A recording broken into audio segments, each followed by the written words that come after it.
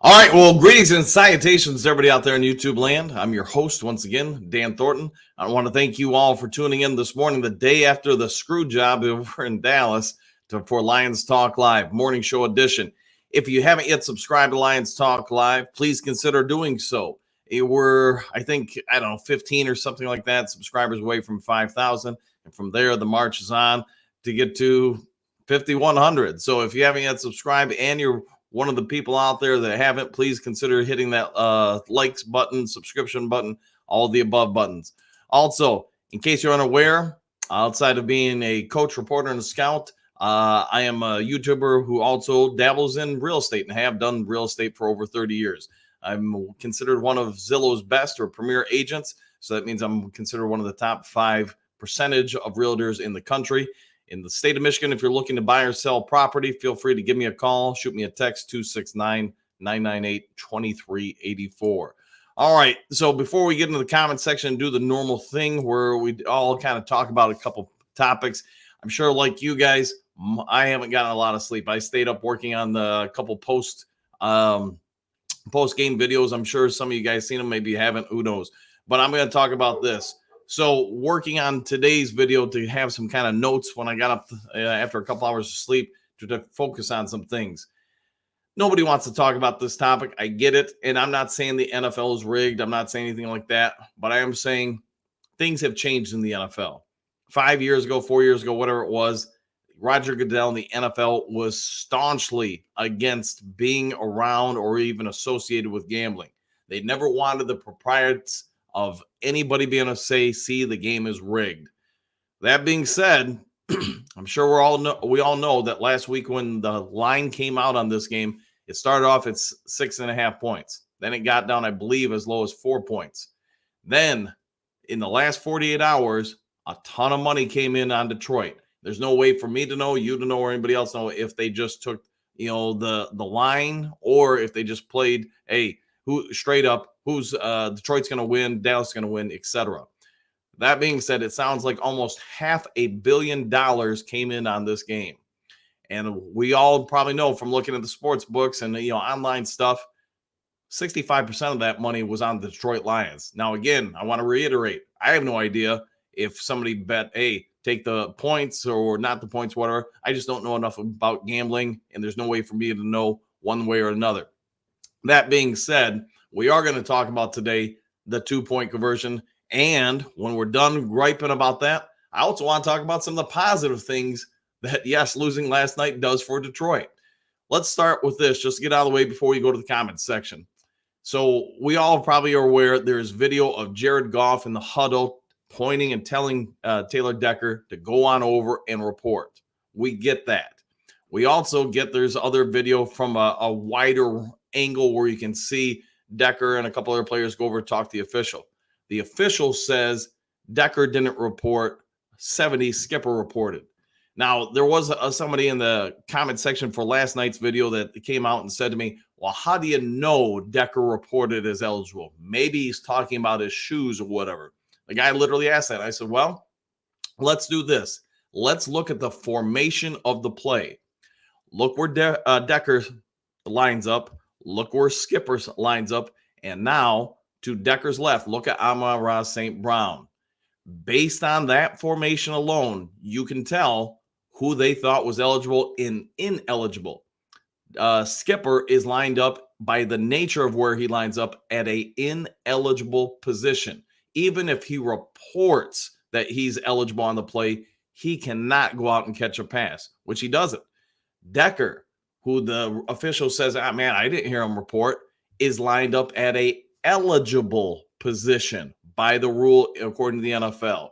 This is further confirmed by where St. Brown is lined up on the line of scrimmage, again, to Decker's left.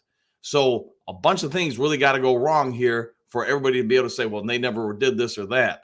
One, we have the video of Decker going over reporting. Two, we have the further video of Decker right in the official's face talking to him. And now three, damning evidence of all three key components to being eligible or ineligible based on the lining up of the players. I mean, none of it makes sense. I'm also going to point out this officiating crew is the same officiating crew. If we all remember the Kansas City Chiefs versus Green Bay Packers, or I don't even remember the wide receiver's name for Kansas City, who got mugged in open field with nobody around them. It's not like the vision was blurred by a bunch of other players around them. It's the same crew that missed that at the end of the game, which obviously set up the Packers to win and the Kansas City Chiefs to lose. So if I'm the NFL, this is going to be a topic probably for a few days here and maybe even next week, because when seeding comes out, this game is going to keep getting talked about because of its impact on the playoffs for multiple teams. That also being said, it is a growing trend in the league. You think about the last game of the regular season a year ago that kept the Lions out of the playoffs, the Seattle game. Remember the egregious personal foul call when you could see Jalen Ramsey letting up on Geno Smith that was called a personal foul, etc. And it basically set up Seattle for a field goal that forced into overtime. A lot of factors come into play, a lot of trends who potentially aren't exactly your friend. Now, with all that being said, before we get into the comment section, I do want to talk about some positive things. If this is just me talking as a coach, this is just me talking as a former general manager, etc. At this point, we're going to be the number 3 seed. Unless everybody else just loses 2 games in a row or whatever, we're going to be the number 3 seed. So what is the positives of that? Well, a team that was galvanized to go into the playoffs is really going to be red hot fire, wanting to get out there and prove themselves. You've given them all a reason to burn a little bit for 2 weeks and really come out that first game as focused as any human beings can be. They're going to come on out and want to take that taste out of their mouth. Now, why do I say in 2 weeks when the playoffs begin? Because I do believe next week against Minnesota, probably MCDC and all the coaching staff are going to sit everybody of note for that game. They're going to make sure everybody is as healthy and as rested up as they can be. We saw yesterday a great performance from the defense, and that is 3 straight games. This defense has played very well. Now, I know everybody's going to talk about CeeDee Lamb and such. I get it. We just simply don't have a number 1 corner who can shut down some of the better wide receivers in the league. Jefferson, Lamb, and there's other ones I'm sure that I'm missing from throughout this season. We're going to have to address that. But probably you're going to have to do that through schematic principles the rest of this year, and then maybe in the offseason do something. With that also being said, you saw the defense continues to just be able to perform at a high level. We saw Jameson Williams. I hate to say it was his breakout game, but you know what? He did pretty well. Yes, I know he got an ankle injury towards after the big catch, but it doesn't sound like it's going to be that severe. Also, it doesn't sound like the Lions really had any significant injuries out of this game. So you know what?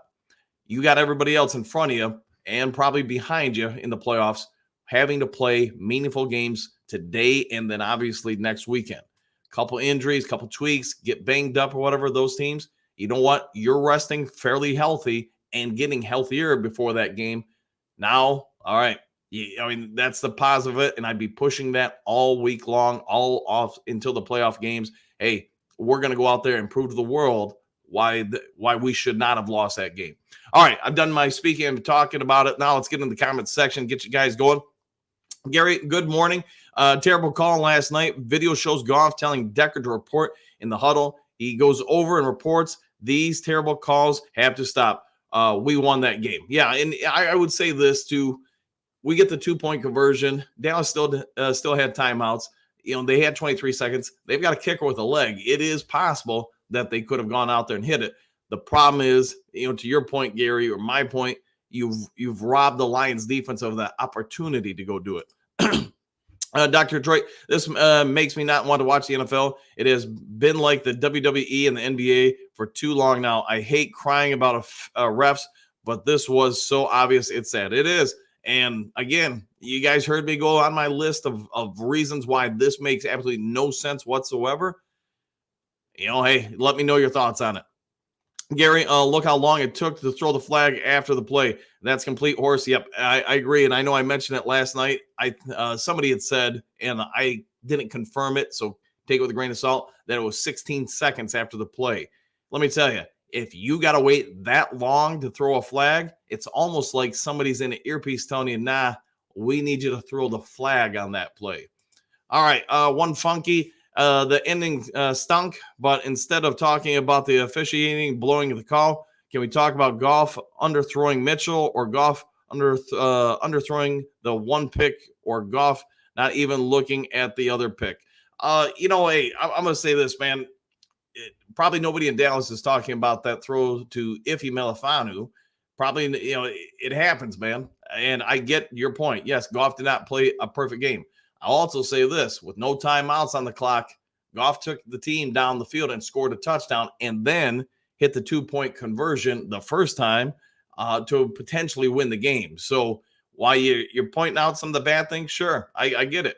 He's got, 12 picks on the season, something like that. You guys probably can look it up or whatever.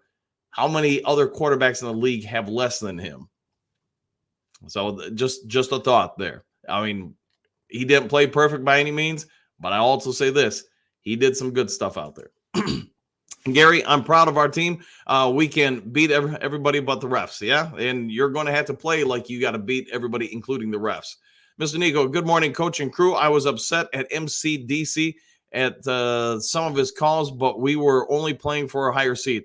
I don't MCDC is making those same risky calls. I doubt, yeah, I get you, man. And to your point, yeah, you win, you get a higher seed, you potentially have 2 home games in the playoffs. But your point, hey, the positive is now you get to rest everybody, get them healthy, get them fresh, and you got basically 2 weeks. You probably have a pretty good idea who you're going to play, or at least the 2 potential options.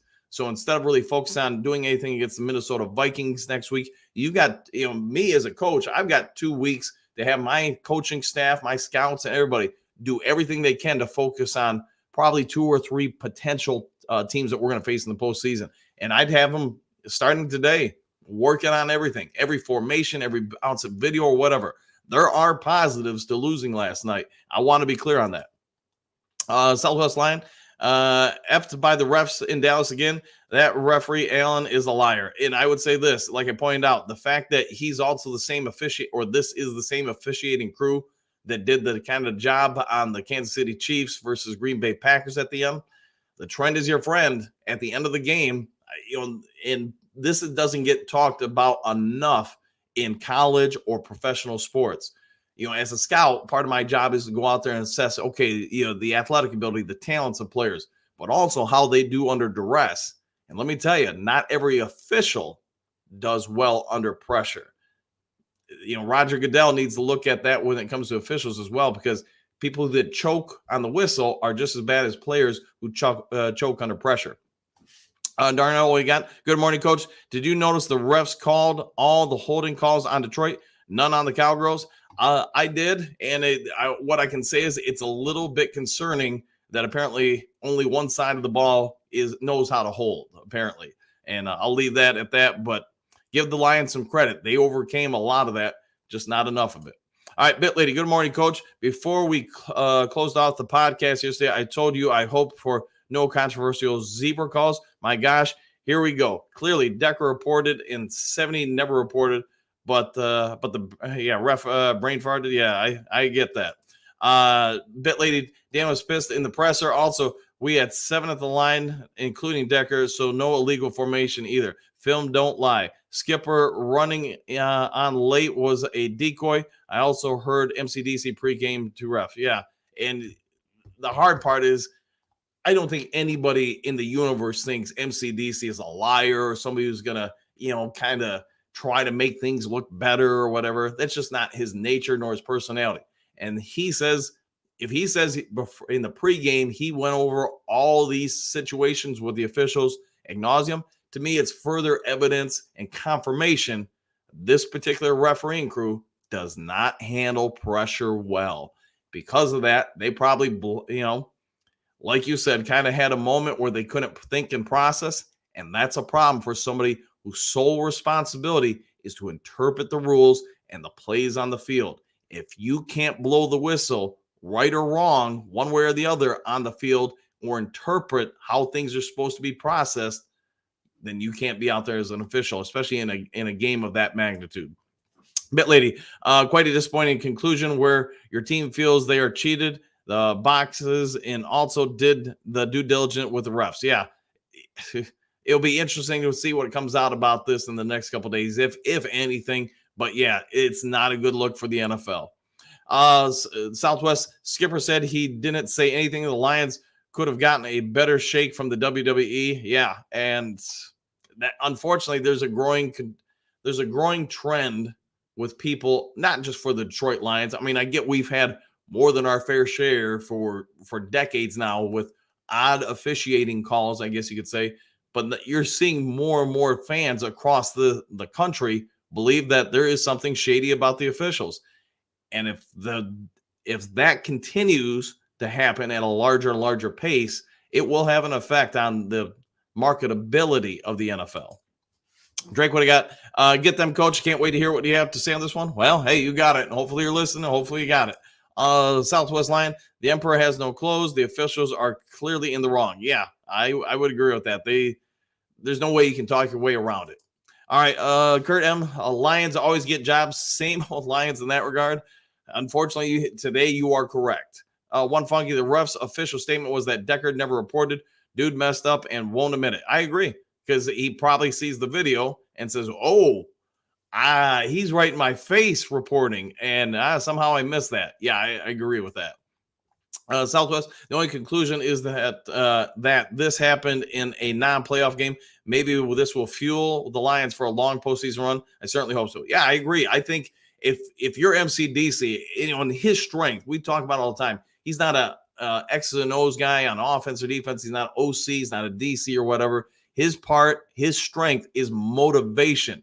And if I'm him, when they return to Ford Field to practice and go everything this week, I'm preaching it all week long. If you guys ever seen Major League or whatever, where they know that basically they're going to be fired at the end of the year, that they were all brought in as players to just help the team tank. They use that as motivation to get the team to obviously to turn in. I get it's a movie, but if I'm MCDC, I'm having the same thing here. We're going to use this as rocket fuel to burn up whatever team we face in the postseason. We're all going to spend 2 weeks doing everything we can as a family, as a group, as a collective, to make sure when we go out on that field, that other team has no chance. All right, Big Eddie, greetings and salutations all. I'm still sick over what happened at the end of this game. Yeah, and I got to imagine that's a lot of Lions fans today, maybe even tomorrow. Southwest, I love MCDC, but sometimes he's just too dang aggressive. They should have kicked the field goal after converting the fake punt. You've got to get some points in that type of situation. I agree with it, man. It'd be one thing if it was 4th and 1 or something like that, but I don't remember exactly what it was offhand, but it was like 4th and 5 or something like that. Yeah, I agree with you. Take the points of that situation. And if it's later in the game, I'm probably okay with going for it more there. But early in the game, first half, man, there's just so much game left.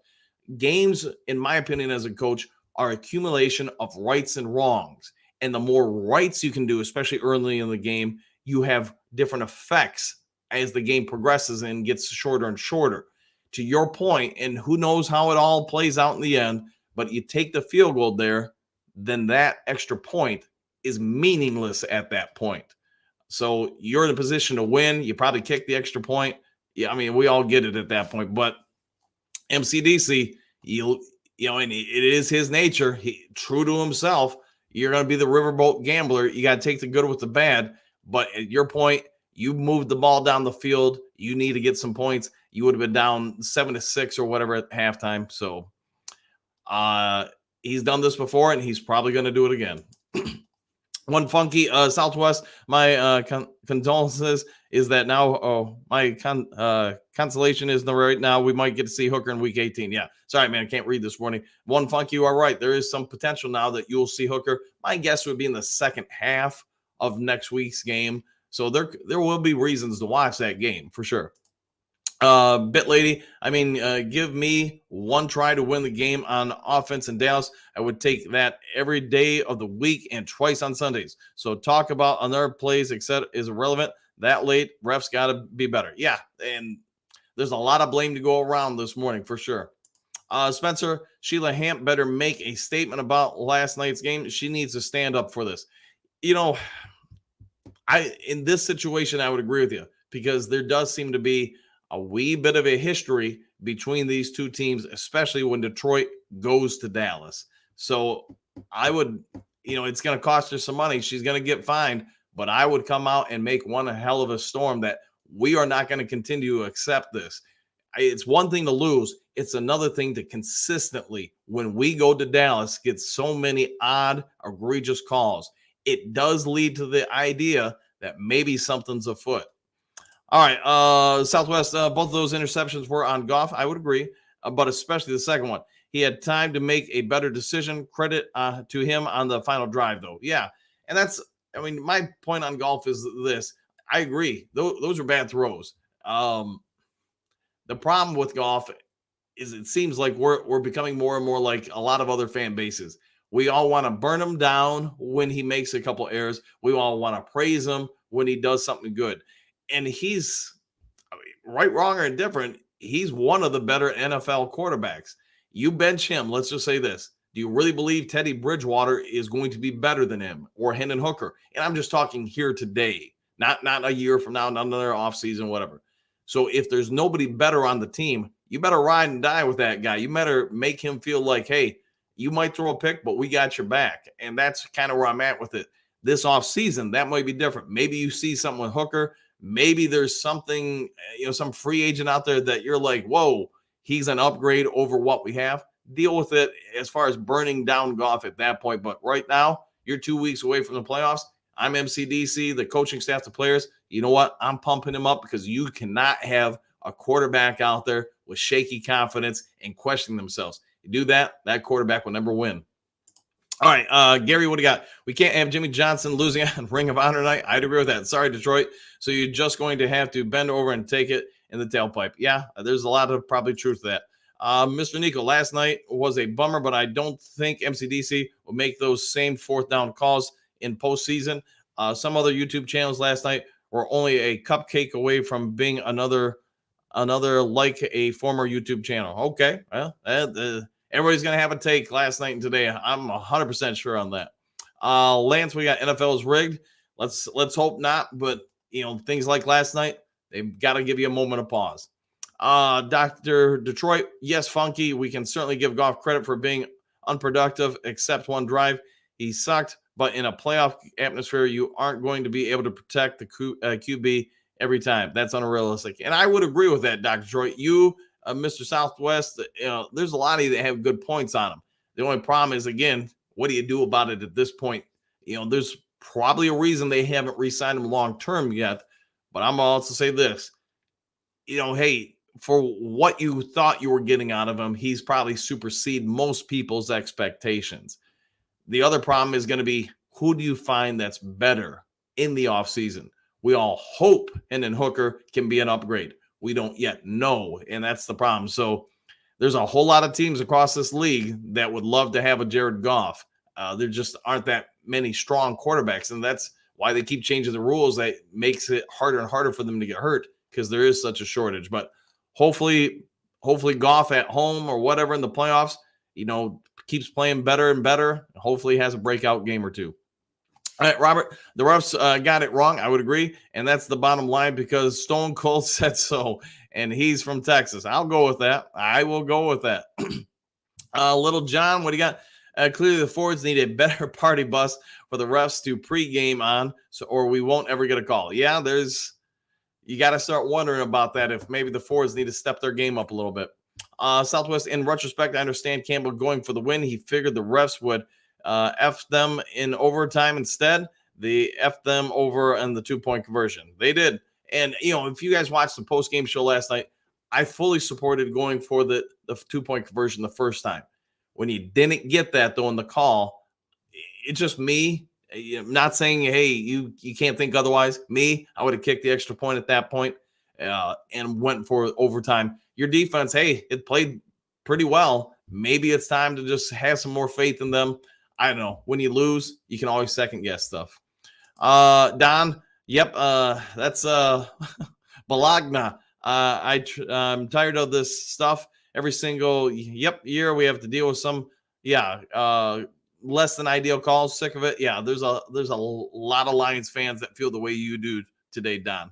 One funky Dallas went full on prevent and Goff's good drive only and stopped doing what they had been doing all game. It's hard for me to give him credit when he only made one good throw under pressure. You are correct that I was surprised Dallas changed what they were doing because to your point, when they were playing man to man and press man at times, it just we've talked about it. The Bears basically do the same thing. The Packers emulated it to a degree. The Lions do struggle, and that includes Goff against teams that are good and sound at man to man coverages. There's a lot of reasons for it. We can dive into that another time. Ben Johnson, I would say this.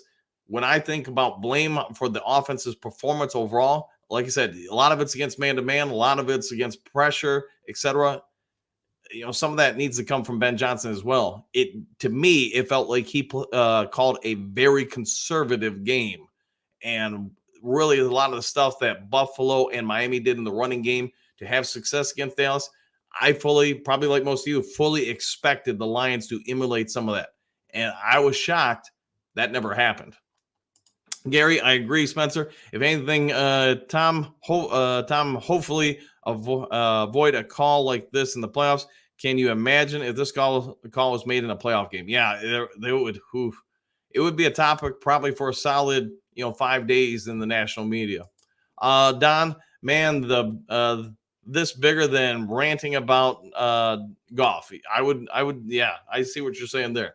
All right, Silver Server, good morning, everybody. Lions robbed, as usual. Somebody getting records against them, as usual. Dan Campbell overcome by his ego, as often. Let's hope Lions get a push by this mistake. Mistreatment. Yeah, excuse me. Yeah, and that's what you got to do with it at this point. I think you're right, Surfer. You got to use this as a rallying call going into the postseason. Just say, K, the team needs to use this as fuel to fire them into the playoffs now. Yeah, I agree, 100%. Dr. Detroit, I do not like crying about refs, but this was so egregious. The NFL should be very embarrassed. This is worse than the catch and then the catch rule. Yeah, the Kelvin rule. Yeah, that was, oh boy. Dr. Detroit, I'm not ranting about Goff, but he's sucked, plain and simple. Yeah, and for this season, you're going to have to ride with him. Maybe, again, in the offseason, you can do something if you feel you can legitimately upgrade. But I will say this. I think we're going to be playing with fire there unless you really see something out of Hooker or whoever you can bring in, I guess. All right, Southwest, saying Goff sucked is a little bit harsh, but he will need to play a lot better in the postseason, as will the offensive line. Too many tackles for losses and pressure sacks. Yeah, I would, in Southwest, that's something I know I talked a little bit last night after the game. The offensive line in the first half really did not do well at all. I mean, they were allowing guys to split or shoot the gap between guard and tackle, guard and center, and et cetera, way too often. Running backs were being hit in the backfield, and the holding calls. I mean, I know they showed a few of them on replay. I agreed with them, but I also there's no way you can tell me that Dallas didn't get any holding calls in the entire game. That seemed a little odd to me. Robert Goff may have thrown 2 picks, but he made up for it on that last drive. You know what? He put us in position to win. I agree. Detroit Matt, Brad Allen needs to be fired and Jerry Jones needs to be investigated. I would say this, Jerry Jones won't get investigated because he's probably too beneficial to the league. This is me being as blunt and honest as I can be. He makes the league too much money and provides too much money. So maybe a slap of the wrist or a firm talking to is what you'll get out of Goodell. Brad Allen and his crew, I would say based on, I don't watch a lot of the games. I just know about the Kansas City game and this game. They don't feel like they're at an NFL level. And the one question I would have to you guys, why don't we ever hear about all these crazy no calls and stuff at the NCAA level? That'd be a question I throw at you guys. I know I got my thoughts on it. You guys let me know yours.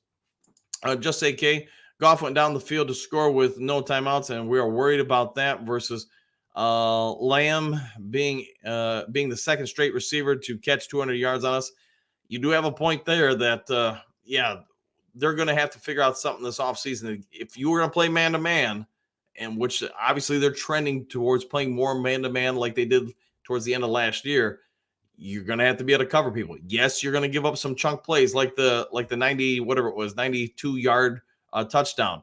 If Burns, I don't know what he was doing on that blitz. He ran right past Dak. If he hits him there, one, you take the touchdown off the board. Two, you probably got a safety there. That's the difference in the game right there alone. But to your point, just okay, yes, the Lions are giving up way too many yards to premium receivers, and they're going to have to figure that out coming into the postseason. Gary, on a brighter note, Hutch was a beast last night. Yeah, he was. And what I think with last night's performance, he matched last season's total in sacks. Plus, obviously, his pressures have gone up and everything else. So I doubt we see him play next week. I doubt we see probably too many guys out there. Or if they're out there, they're probably only out there one series or two. Dr. Detroit, one drive, LOL, okay. This is the playoffs that won't cut it, folks. Yeah, I agree. He's going to have, I'm assuming you're talking about Goff, but yes, he's going to have to perform at a better level. And I think, to be fair, he's got to perform better. Ben Johnson's got to perform better. The offensive line has got to perform better. That was probably, you guys let me know your thoughts, but I think that was the offensive line's worst performance out of the starters, at least this year. Maybe there's something last year or something. Dr. Detroit, Hutch finally got his. He did. And here's a thought.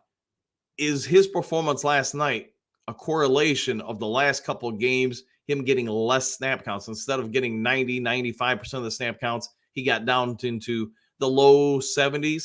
So if he's going to get, next week off and in the last month, his snap counts come down, are we going to see a really energized and rejuvenated Aiden Hutchinson coming into the postseason? Let me know your thoughts there. All right, Detroit, Matt, proud of our boys, though, for coming back. They showed a lot of heart. Detroit versus everybody, 100%. Yeah, don't make light of what they did at the end of the game to come back and try to get that win. All right, Bet Lady, we can pick apart all sorts of plays, but the fact is Detroit went in Dallas and held them to 20 points. So this is very true, which I think the telecast last night said that they had been averaging 40 points at home. So what Detroit has done, this is 3 straight weeks. That defense is playing much better. And I think we can all assume when with the playoffs come, you probably got Houston, you probably got Gardner Johnson out there. There's a real chance this defense gets significantly better. Dallas held them to 20 points. No other team could do that and basically beat them, which nobody has done at home in a long time. Nice. Yeah, there's a lot of positives out of last night's game, even though we're bemoaning the 2-point call. One funky. I blame the Pistons. They took the Lions win from them. Yeah, I did see some stuff about that since the Pistons actually won a game, that meant the Lions had to give one up. Yes. Good call on that one. One funky. Dr. Detroit, we beat the Cowboys, and it should reflect that.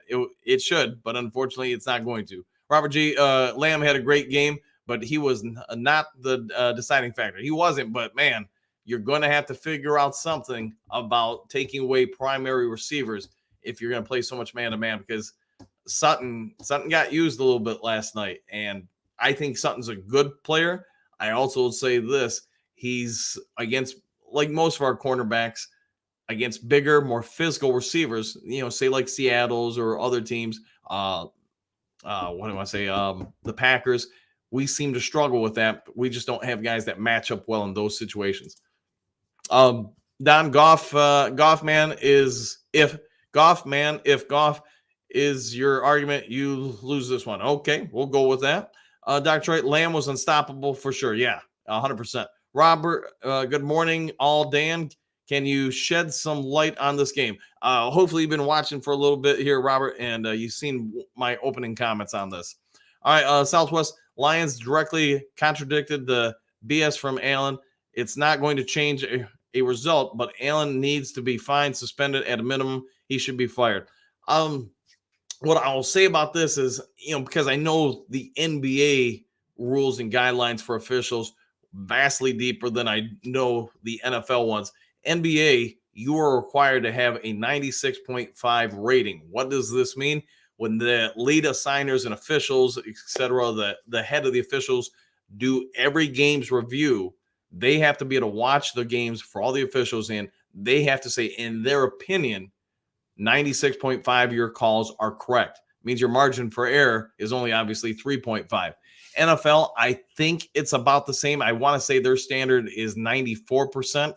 So what I can say is with Allen, at least in a little bit amount of review I've done of last night's game and then a real little bit amount of Kansas City's game, I wouldn't be surprised if they're closer to somewhere around 80 to 85%.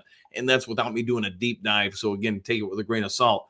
But if you don't grade high enough, they do get rid of you. They do try to train you, salvage you and such. Because let me tell you, the refereeing shortage across the nation at the high school level and now the college level, it's real. And I got to imagine it's affecting the NFL as well. All right, Gary, let's see. Sure hope the Lions organization has been calling all night and keeping Goodell up. I'm sure they're going to have some conversations about it. Probably my guess would be more today or Tuesday, but you never know. Maybe Sheila Hamp is really on it. Don, Southwest Lion, exactly. Gotcha. Matthew Green's salutations. Good morning, everyone. The efforts of Jeff Daniels and Peyton Manning may have rid us of the curse of Bobby Lane, but what do you have to do to get rid of the curse of the zebras? I think it's all in the ownership. You're really the only one that's going to have a significant impact or conversation with NFL offices. You alone can say and demand better from your product, especially as much money as the Fords put into advertising with the NFL. At the end of the day, the NFL is a business. And like most companies, you start talking about profitability margins and advertising dollars, people start listening a little bit more. All right, Southwest, it seems like the Lions played a lot of single coverage on Lamb, which I absolutely do not understand. I agree with you on that. And I know we talked throughout the week, you, me, and, everybody in the chat. We all talked about, what to expect out of it. I know a lot of us were anticipating they would double up on him. But when they blitzed as much as they did last night, that takes a lot of the double teaming away. What I was more shocked with is the quick release that consistently was allowed by Sutton, among other people, on interior routes, basically quick slants and such. I get you don't want people to go long on you, but you know what? 3rd and 4, 3rd and 6, 3rd and 5, it would seem like there was a significant trend there that everything is going to be a jab step out and then a quick slant in. And that just never got taken away from them. But the defense is improving. Clearly, they now have 2 weeks to prepare for whoever they're going to face in the postseason. And to your point, Southwest, I think they're going to have to figure out some of their coverage responsibilities a little bit better. All right, Dr. Detroit, Goff could have won this one. He had the opportunities to put this away and didn't. That's first things. But the refs did mess with us and the Lions all day. The defense played outstanding other than one play. Yeah, and again, Barnes, what happened on that sack? I mean, you want to talk about, odd situations. I mean, it's almost like he runs intentionally right past Dak. I don't get that one. Yeah, Angie, take the points, MCDC, please. Yeah, I would agree, especially that field goal in the second quarter. I'm not sure. I mean, it'd be, again, one thing, 4th and 1, something like that. But 4th and 5 or 6, whatever it was, that didn't make a ton of sense to me. Robert Sutton looked like he was off a tad off. That toe must have slowed him down, and he wasn't the same. That is very possible there, Robert, that maybe he couldn't plant and turn in potential in part of that. So again, when me trying to look at the positives of losing last night, that toe and a lot of these players that are a little bit banged up this late in the season, you now have a bye week going into the playoffs. A lot of teams would kill for that. So, the rest of this week and the week leading into the playoffs, I'm looking at the positives out of last night's loss.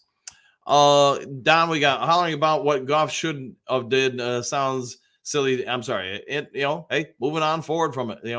We got 2 weeks to get everybody right. All right, Detroit, Dr. Detroit, MCDC was also a bit ignorant.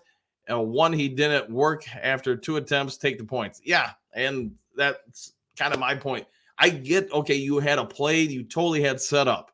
I fully appreciate going for the first 2-point try. After that, it just seems like he was so enraged and emotional that they didn't get the call. Well, we're going to go out and get it anyways. And to me, that's where we've talked a lot about, I think, younger, inexperienced coaches have to learn under fire. This is something I'm hoping MCDC looks at this, today, this week, or whatever, and says, you know what? I got heated. I got emotional. Let's just say it. He got pissed off. And I allowed that to affect my ability to make a call. You can't do it because you know what? I can tell you as a coach, intentionally at times, if I feel like the other coach is getting worked up over something, if I can find a way to push some buttons on them to where now they're clocked out mentally and emotionally for a few minutes where they're not paying attention to their team, and now we got another advantage, a good coach and good teams are going to use that against you. In my opinion, MCDC, because he's so enraged, just avoided any kind of logic in those last two calls and said, hey, you know what? We're just going to prove you guys wrong. All right, Uncle Blutz, boy, I don't really know how to pronounce this, so I apologize, man.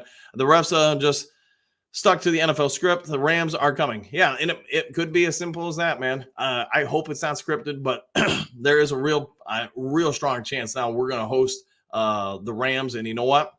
Let's get ready for them then. We got 2 weeks to prepare, where basically they've got to play today. They got to play next week in a meaningful game, I'm guessing. Yeah, you be thankful we get some rest and maybe they get a little nicked up.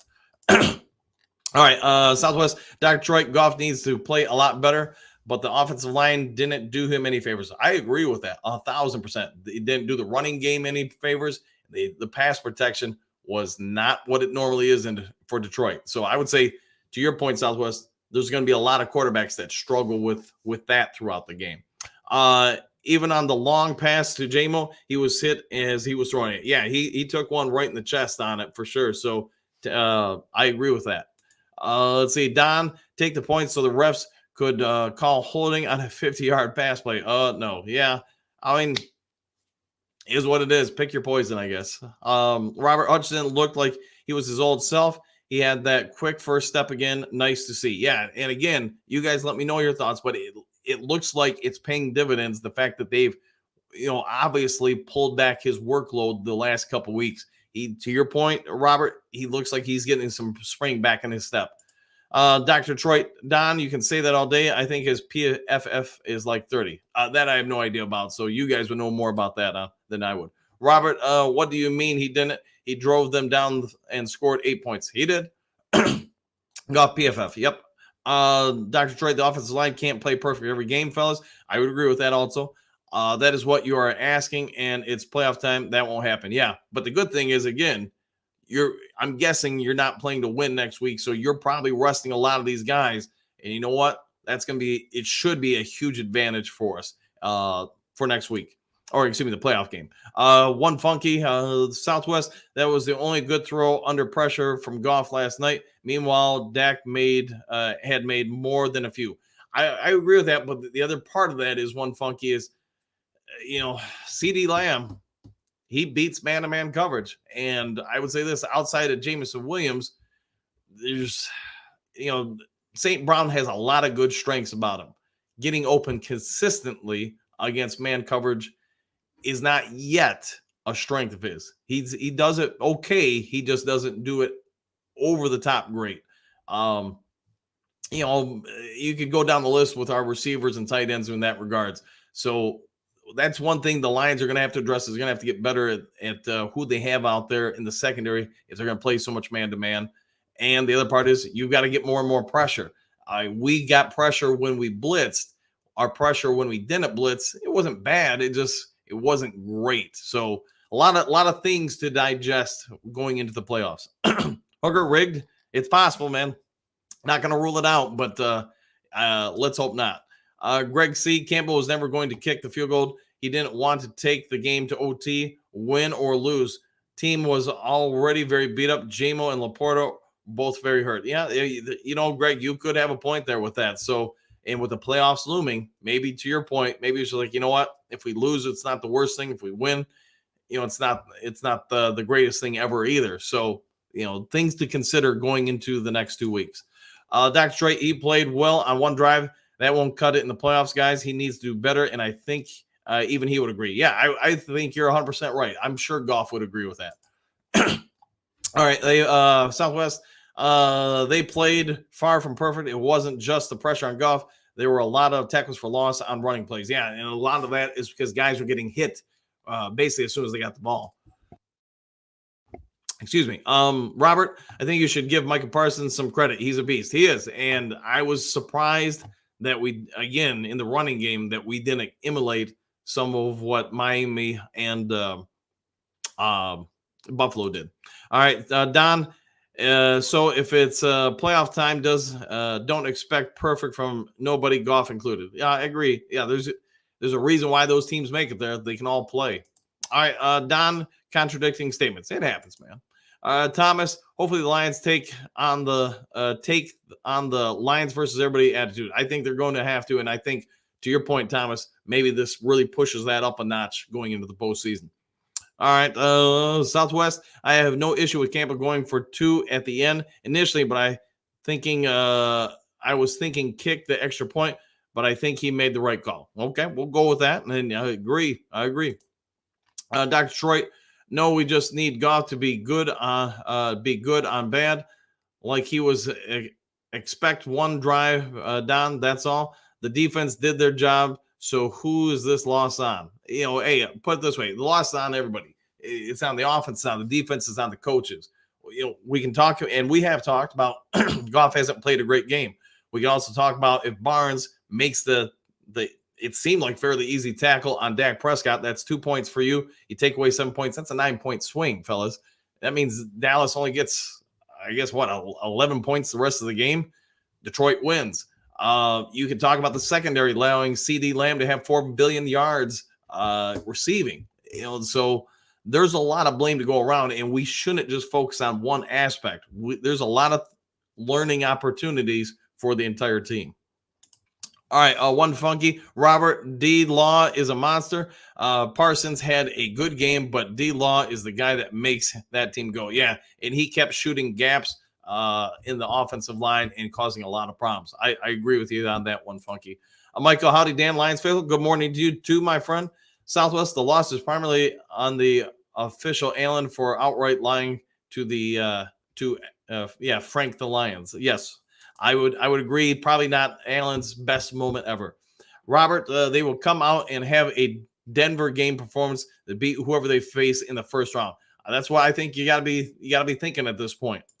Don Bird, Detroit won the game, and if we can win with Goff, call playing bad take it. I take it. Yeah. Angie, number 55, running right by Dak for the safety. Yeah, Barnes.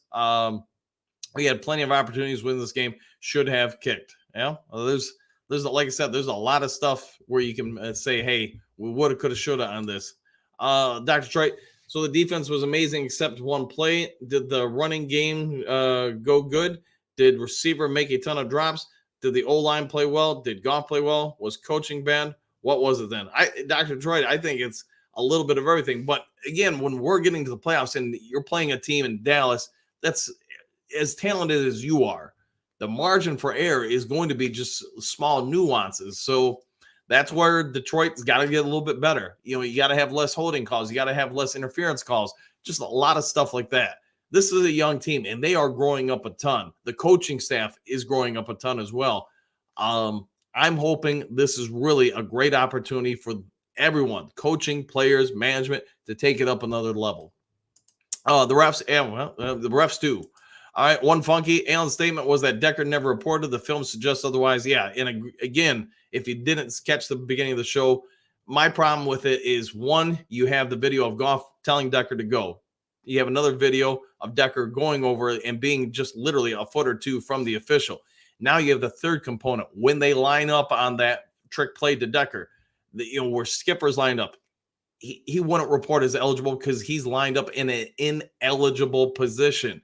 Decker, if you look at how he's lined up and how St. Brown is lined up to his left, Decker is clearly lined up as an eligible player. And I know somebody mentioned it was a legal formation. No, it's not. You got enough guys on the line of scrimmage. You're legal from the stance of how they lined up and how they're set. So yeah, it doesn't make any sense. And you know what? They're not gonna alter the game or whatever. You're maybe get a cliff note. Hey, we're sorry, we reviewed it, we messed up. but that's about it. We're all going to have to move on. So the same thing I would tell my team. And we went through it a lot this week. Just an example. I have refereed the game, and I intentionally made some bad calls just to get this responses out of them. And I kept reminding them, you're now focusing on something you can't control versus something you can control. And that's going to be a learning opportunity for Campbell, the team, etc. That you can't waste energy on things you can't control. Campbell made his comments. Obviously, in the post game, he was less than happy about it. The players were, but come today, you wake up. That stuff's the past. You're not changing it. The NFL's not changing it. You, me, everybody on YouTube ain't changing it. Put all your energy into things you can now affect versus the past. All right, Mile Marker, good morning. What is the text on this thumbnail? Oh boy, man. It was basically, boy, what was it? I think I put something about Vegas on there. So I can't read it on this screen right now while I'm on the air, but uncovering the truth, why Vegas might have cost the Lions. And I did start the show with that. So Mile Marker, I just said, hey, there's almost $500 million on this game with 65% of it on the Lions. Hey, was there some motivation for that bad call? I don't know, man. Just the spitballing on that one. Southwest, Barnes effed up on that 92-yard pass the Lamb, but there was a clear hold against Jack Campbell that did not get called. No excuse for the refs missing that. And refs aren't going to get everything, but to your point, one team got called for a few holds, the other team not so much. Decker reported. Yeah, I would agree with that 100%. Again, based on the formation and then obviously the cooperating videos. Yeah, he reported. Derek Barnes didn't run by, but he did what these young players do, never wrap up, shake my head. That was pathetic. Yeah, it's almost like he didn't even try. Nathan, what do you got? Jerry Jones paying off refs again. Could be some truth to that. Dr. Detroit, the Cowboys were held to 20 points. LOL, lowest this season, I think. LOL, it's not on the defense. Oh, boy, this is funny. Yeah, it's not. And the defense didn't play perfect, but they played pretty damn well, to your point, Dr. Detroit. It's unfortunate that the game came down to a call like that. Wayne, such BS. I would concur. Mike, I ain't mad at all. That's good, man. Because today, get it out of your system, and then tomorrow, players, coaches, fans, we all got to move on to the playoffs. Our Sewell was right there, and to hear Decker, yeah. Wayne, NFL rigged. Jones owns drafting stocks. It could be. I have no idea about his stock portfolio. Southwest, did Iffy blitz at all this game? I don't think I saw him blitz the entire game, which I think was a huge mistake. I'm not 100% sure on that, Southwest. I'd be lying if I said I knew, so I'd have to go back and watch. Detroit, Dr. Detroit, Allen is a clown and should be fired. We'll see what shakes out, man. Robert G, no sleep for me either. Yeah, I didn't get much, man. A couple hours. Greg C, I have a feeling not many of us slept. I think you're 100% right on that. Thomas, the outcome reminds me of a heavyweight fight where you clearly know one guy won, but the judges say otherwise. And that's why AI don't trust boxing more.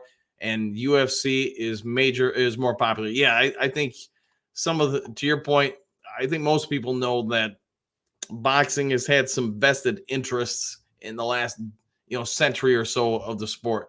And to your point, with MMA, it doesn't seem like that's really there. So people have gravitated to it more. Yes, pissed, upset, I should say. Yeah, 100%. 9 drinks. So Lions have to replay the last 23 seconds still, right? Yeah, I unfortunately no, my friend. They are not.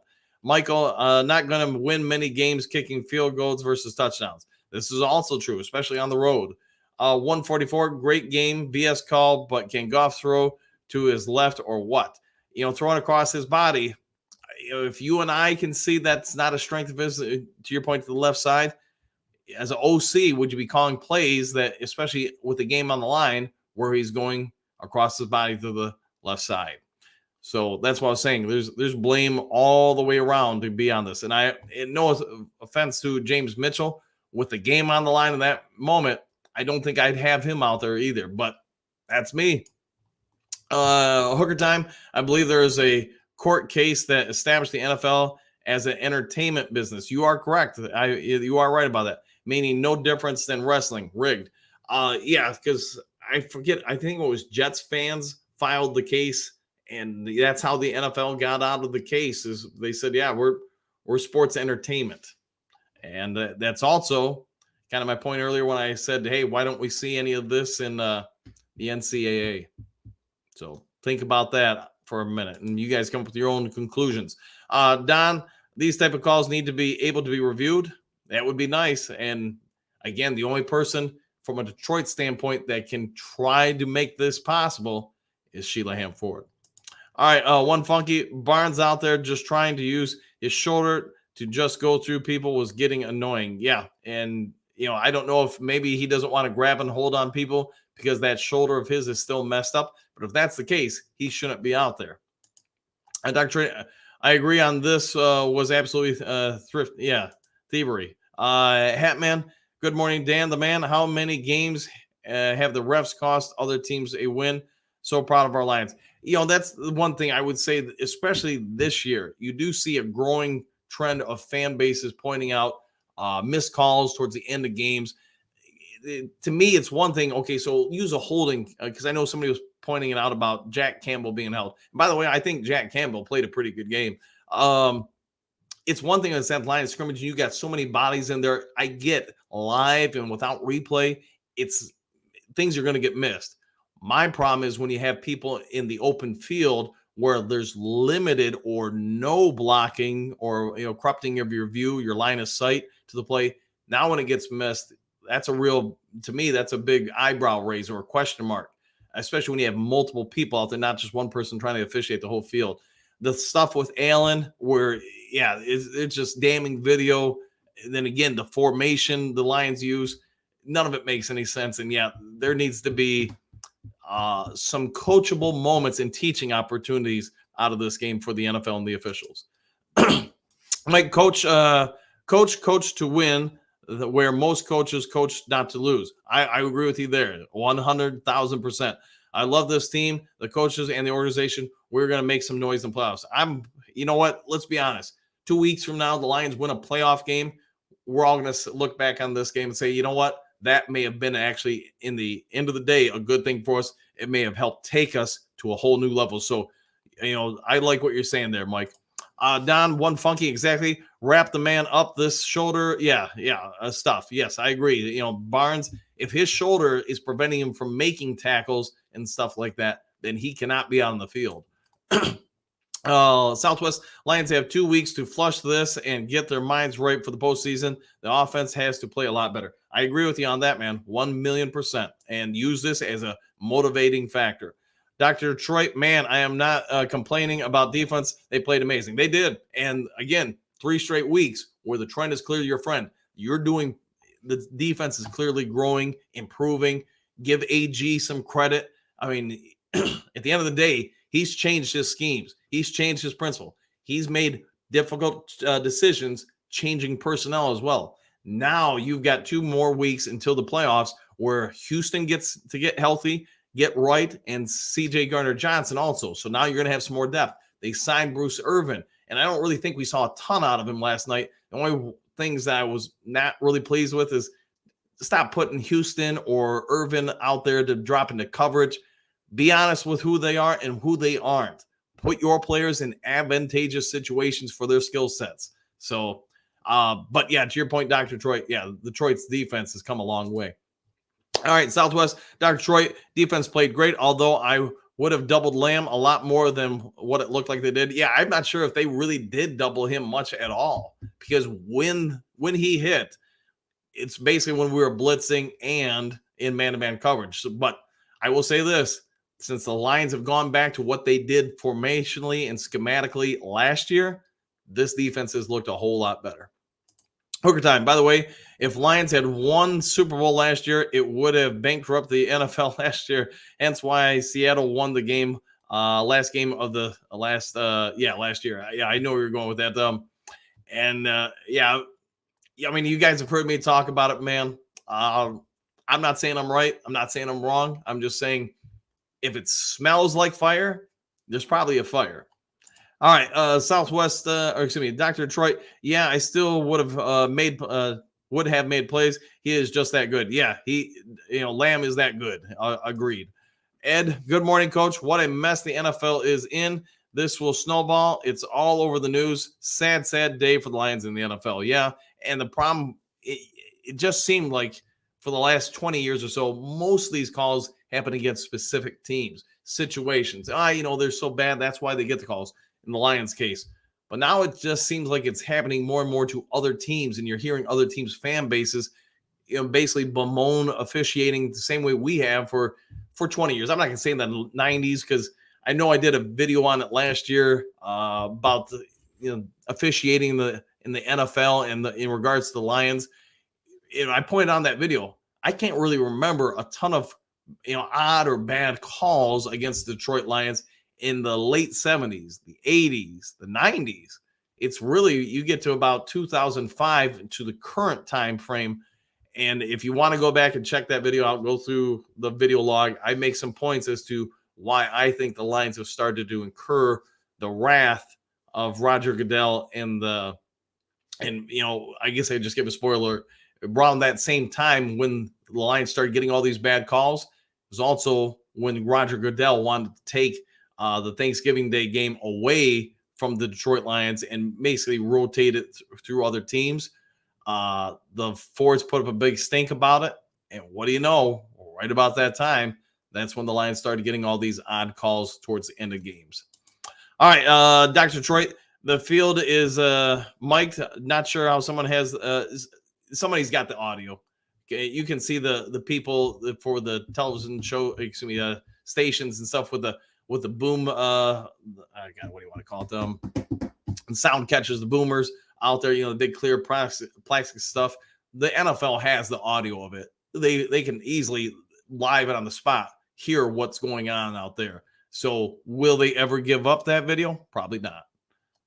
Yeah, probably not. Yeah, I knew where you were going with that, Dr. Detroit. Mike, yeah, I got you, man. All right, Southwest, because they didn't double him, Dak was able to get rid of the ball fast on blitzes since Lamb was the first option. Yeah, and that was kind of my point, that when I was talking about Sutton and his coverage, they gave up a lot of quick interior routes to him, and those are quick releases. There was nothing to deter those routes. So here's what it is. All right, guys, it is been over an hour. I got to get some stuff ready for today, so I got to get going. Hopefully, you all have a great day. I'm heading to the Circle K to get a Mountain Dew, maybe two, since it is the last day of the year. And you know what? With that being said, I don't think I'll see any of you guys until next year. Jokes. Hopefully, you all have a great New Year's Eve. Enjoy it. Be safe. Celebrate each other, and celebrate that we are 2 weeks away from the Detroit Lions being in the playoffs. If there's some breaking news later today, I'll try to get it to you guys. But if not, I'll be back tomorrow morning for the next Lions Talk Live. Take care, everybody.